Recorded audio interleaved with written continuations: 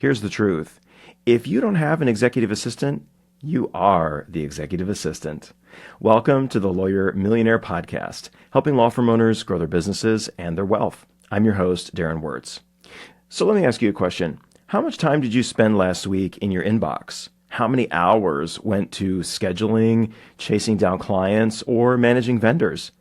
For most lawyers, it's far too much. And all of that time is costing you money, growth, and freedom.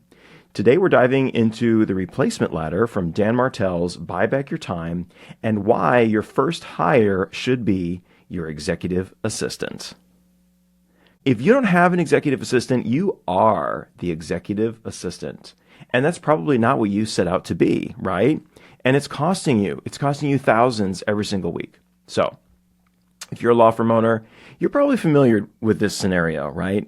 Buried under admin tasks, emails, endless follow-ups. If that's you, I'm glad you're here, my friend, because this episode is for you. So tune in, listen up, because I'm going to share some really great tips and strategies for you from this amazing book, Buy Back Your Time by Dan Martell, which I have right here. By the way, we're reading this right now in the book club, in the Lawyer Millionaire Book Club. And if you're not a member of the Lawyer Millionaire Book Club, you need to be, because we're reading such amazing books like this one. And so it's a great opportunity for you to learn some great stuff that's going to help you grow your business, become more profitable, and ultimately grow your wealth, which is why we're all here, right? And not only that, you're going to get to meet and interact with some really cool, amazing, successful, ambitious law firm owners from across the country. We have over 100 members in the group, so you really, really, really, really want to get in on this. Okay, but let's get into it, right? This is episode 2 in our 4-part series on this book, Buy Back Your Time. Oh, and one more thing. By the way, our next book club discussion is coming up on September 19th. That's a Friday at 3 p.m. Eastern. So it's not too late. You can pick up a copy of the book if you've already read it. Maybe it's a great time to read through it again. Just join the community and you'll get an invite to our live Zoom discussion. And that is where all the action happens. That's where the fun really is, folks. So I hope you can join us, friend. Please join us. community.lawyermillionaire.com. Okay, let's talk about it. The executive assistant. You know, I get so much pushback from lawyers about hiring an executive assistant. It's amazing. What can an executive assistant really do for me, right? In somebody virtual, I don't know about that, right? I need to have somebody on site. I mean, what can they really do? Let's be real. I don't really need an executive assistant. There's not much for them to do. I hear this all the time. Maybe you have said this yourself, or maybe you said this, before you actually hired an executive assistant and saw the light. I initially thought this myself. And I'll tell you a little bit more about that. I've been trying to get my brother, Travis, to hire an executive assistant himself. He did bring on a support person who's been helping him a lot, but I haven't been able to get him to understand the power of delegating your emails, your inbox, and your calendar, folks. It's so super powerful. And I'm going to tell you why. So, I had the same hesitation, but actually Dan's book, Buy Back Your Time, was one of the original inspirations for me in terms of growing my business and how to grow my business. This is the big question. The big question, how do I hire? Who do I hire? In what order do I hire? I know I need help. But how do I go about it? Just hire a lawyer, right? Is that the next step? Once I'm maxed out? No. And I'll tell you why, right? But this is a question. In fact, we had this question in our networking group. We opened up the floor. We said, hey, what's a challenge that you're facing in your law firm right now? What are you really confused about, struggling with, do you need help with? And it was hiring. And somebody piped up and they said, you know what? I'm really struggling with knowing who to hire next and how to go about that process. And then all of a sudden, all kinds of other people started chiming in and saying, I'm having the same issue. I don't know what the process looks like, in what order I need help and how to go about it. So are you there too, my friend? Well, it's okay. It's okay. I've got you. Okay, so my first hire was my executive assistant, Kiana. And let me tell you, she is phenomenal. She is fantastic. I followed Dan's advice. I followed his advice to the T, and I hired her. I had her start managing my inbox, my emails. It's a little bit rough at first, right? But I follow the inbox zero method, and I created a system of folders. Actually used Dan's methodology for organizing your inbox, and I had Kiana do it. I created playbooks, on how to do it, and then I had her take over and start doing it. And it was hard to let go. It was really, really hard to let go. I still found myself checking my emails throughout the day.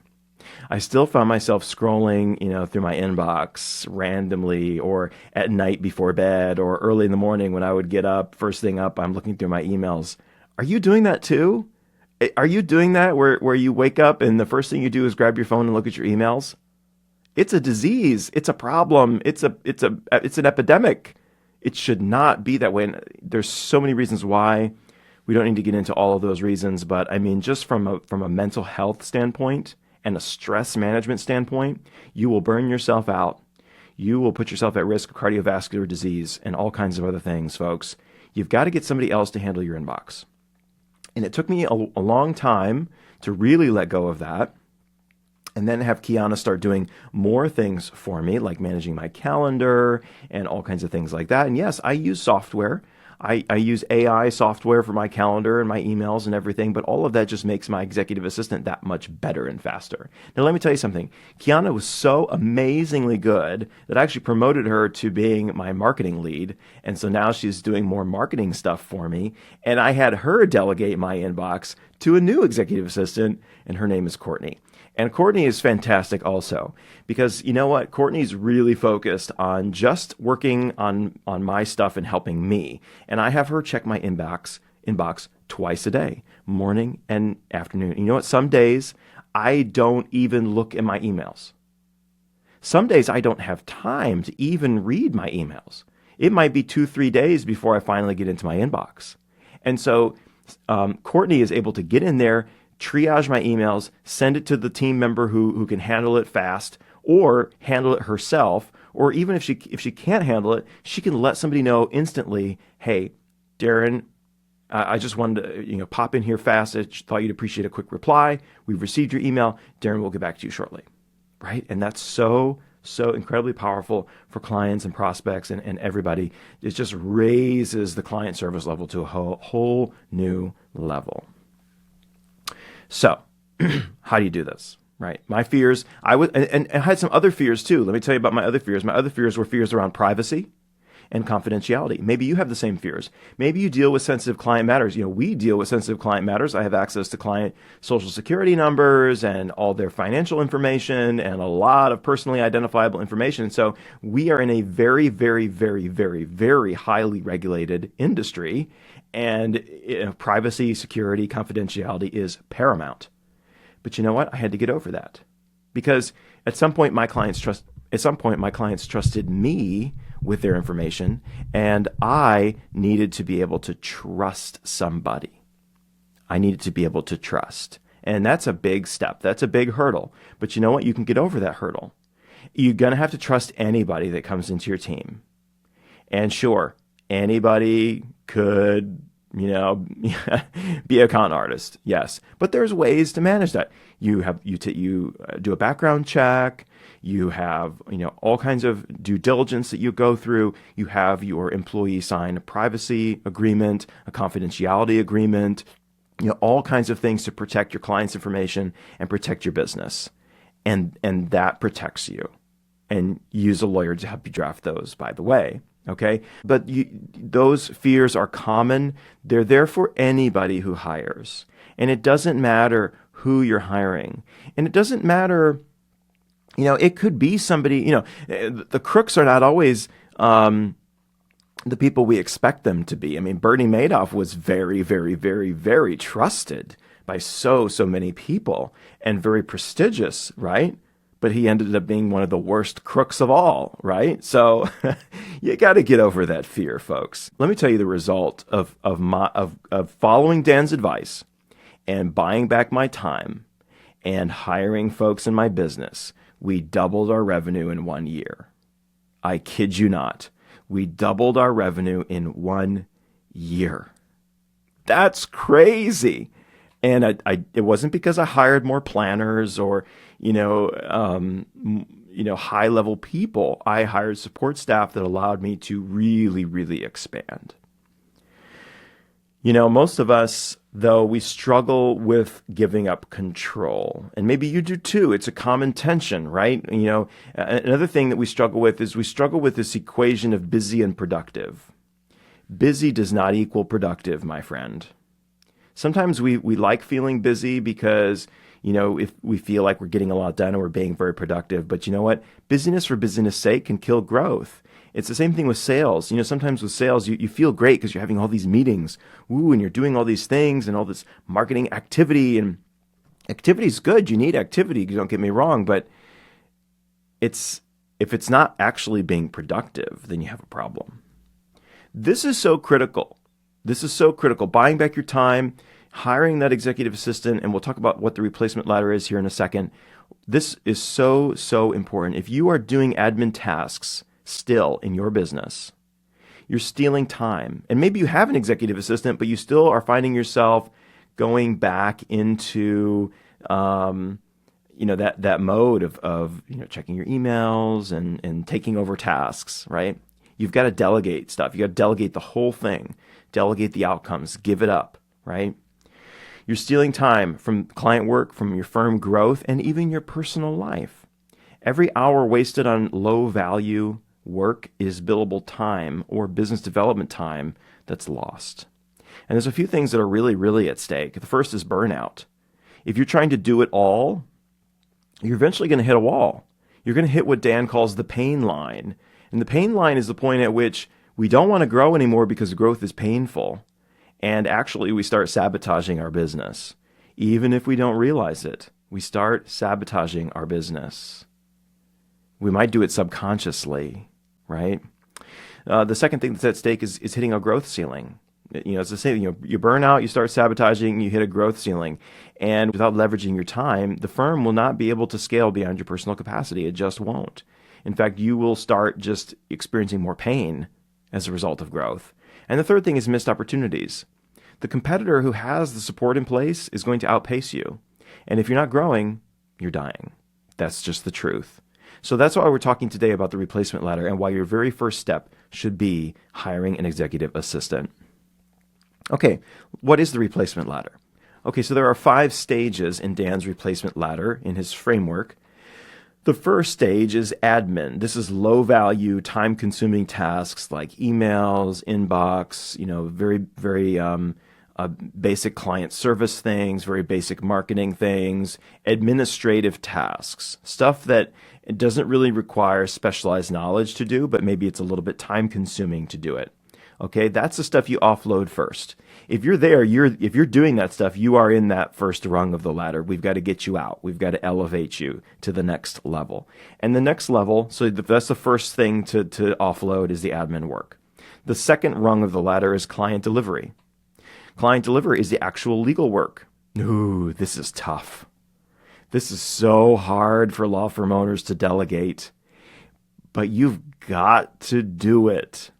You will never grow your business as an asset if you are stuck in rung 2 of the ladder, which is client delivery.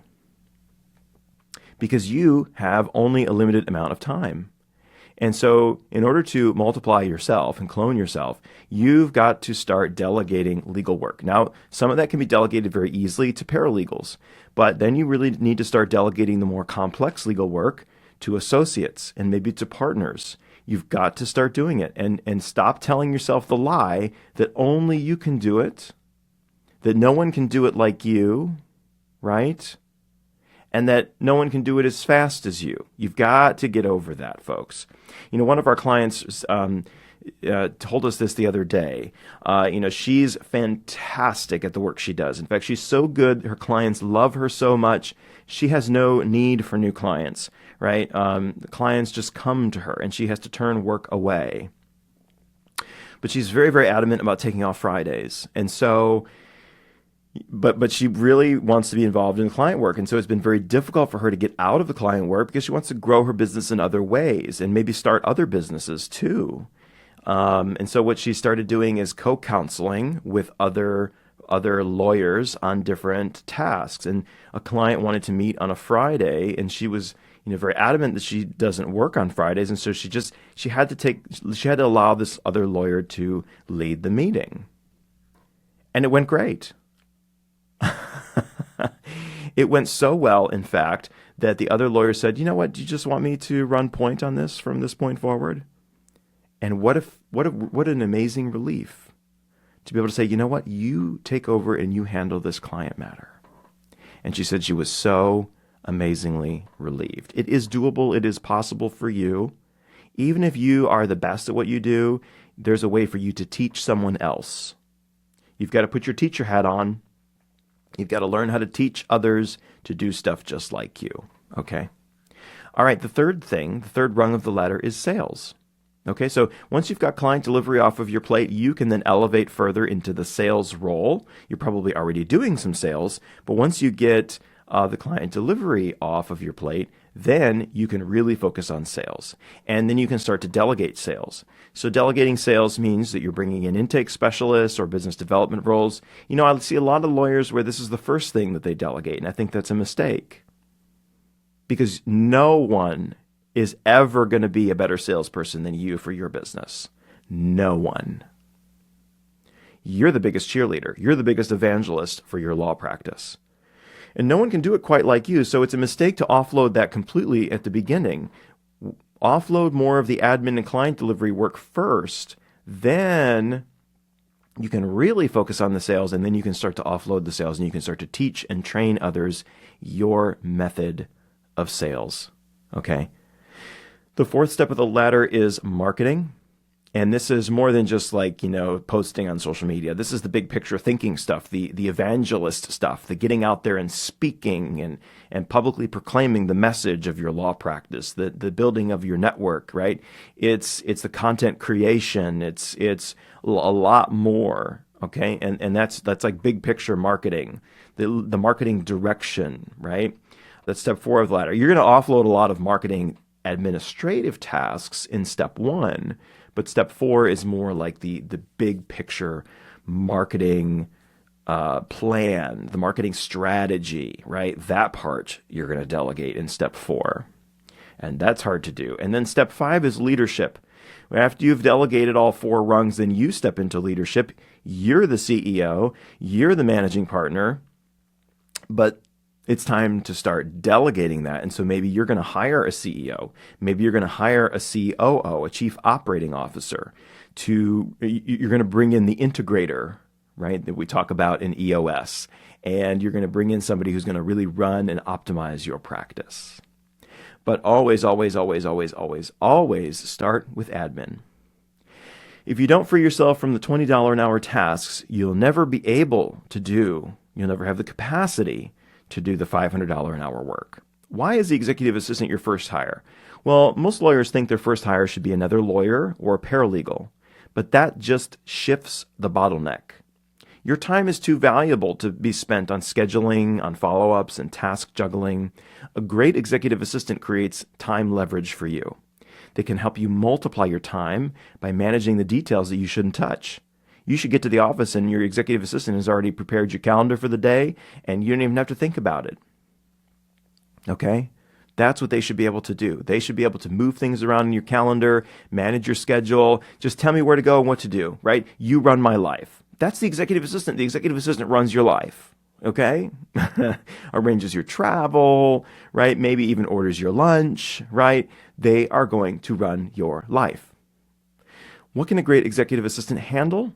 Here's some things: calendar and inbox management, prioritizing emails, filtering client requests, triaging emails, sending emails to the right team member, scheduling consultations without you needing to play email ping pong, okay? Client intake coordination, right? Those initial steps of the client intake process, gathering initial info, scheduling consults, getting the initial paperwork completed, ensuring that no leads are slipping through the cracks.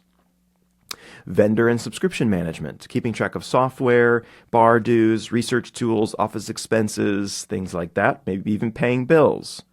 Routine follow-ups, checking on filings, reminding clients of deadlines, nudging team members on outstanding tasks. A good executive assistant can literally make you feel like you have an extra brain, and that's the idea. Now, the law firm replacement ladder might look a little bit different, perhaps. Maybe there's admin first, and then the next level is paralegal and support staff, associate, rainmaker, managing partner. So you could tweak it a little bit based, depending on what really works for you, but don't tweak it too much. Follow the general, pathway. If you're really small, if you're a solo, your executive assistant might be a paralegal. Your executive assistant might wear two hats initially. They might do executive assistant work and paralegal work at the same time. That might be very helpful. It might be very helpful for them to understand confidentiality and privilege rules a little bit, right? It might be helpful for them to understand ethics, to have a little bit of a legal background. So they could be part executive assistant, part paralegal, and maybe handle some of your intake and scheduling and follow-ups, maybe some simple drafting of documents and things like that. That could help you, really delegate some of rung 1 and rung 2. But the big idea is that your executive assistant is your proxy. It's the shadow you, right? It's the clone of you, really. That's what you're going for. That's what you're trying to do. And there's a lot of hidden costs. If you're sitting here thinking, do I really need an executive assistant? You do, because there's a big cost in not hiring an executive assistant. The average small firm attorney bills at $300 to $500 an hour. But how many hours are you actually billing? How many hours are being spent on non-billable tasks? I was talking with a law firm owner this week, and she said, I probably only spend an hour a day on admin tasks. I really don't need an executive assistant. Well, let's do the math. An hour a day is 5 hours a week. 5 hours a week is 20 hours a month. So 20 hours a month, you're doing $20 an hour work, right?